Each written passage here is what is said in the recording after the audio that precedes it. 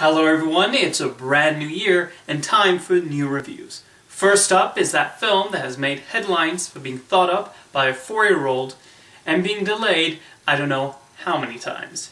It's time to rev up for monster trucks. This brought back memories.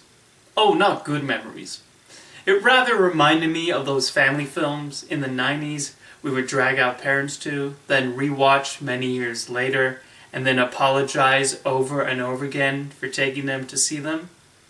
For a movie that was filmed in 2014, it sure feels like something made in 1997, but not in a nostalgic, charming way. It's retrograde in the worst possible way, as it recobbles together all the cliches and contrivances of the high-concept family films of that era. The chemistry between Creech, the titular truck monster, and the young mechanic, played by Lucas Till, is non-existent. It's also not helped by how ugly Creech and the other monsters are. They are an eyesore to look at, even though I'm sure the filmmakers intended to make him cute. We also have the obvious lame-brained villains led by the evil oil tycoon, played by Rob Lowe, and at no point in the story was I ever invested in whatever his evil plan was, or Till's attempts to stop it. I guess I should mention Jane Levy's role in this film, but it's a nothing and surprisingly annoying role for this usually charming actress. The chase scenes lack any sort of whimsy or excitement, and the editing is so choppy and oddly paced. I found myself getting bored quite frequently during this. The saddest part of all this is Monster Trucks was directed by Chris Wedge. He directed Ice Age and Robots and Epic. And none of the magic and imagination of those works is evident in this. It's clearly a hire-on project he very likely had no creative control on. I don't know whether he made this as a dare or something, but none of his signature appears in this. I'll be really glad to see him back at Blue Sky directing another wonderful animated film.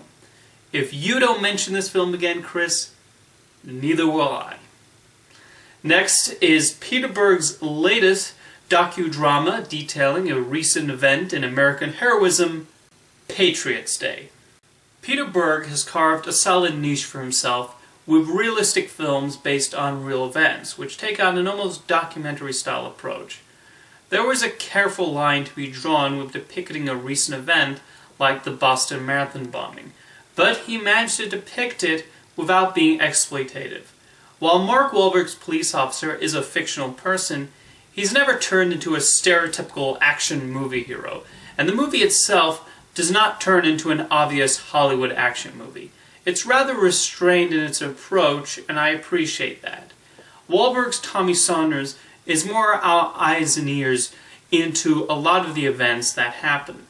This film is very respectful of the victims of the bombings, and we spend enough time with them before the bombs go off. Patriots Day also successfully jumps back and forth between the various people affected by this, as well as those responsible. The script does not go into the bombers' motivations, but it doesn't need to, because by doing that, it just gives them more attention than they deserve. Even at about 2 hours and 10 minutes, Patriots Day never feels too long, and Berg keeps the heart pounding. We are seeing the events as we remember them quite clearly, and he even succeeds at seamlessly mixing in archival footage, but that does not lessen the tension of the situation. Patriots Day serves as a strong tribute to the police and citizens of Boston who found their city rocked by this event. Thank you for watching this week's reviews, and I'll see you next time.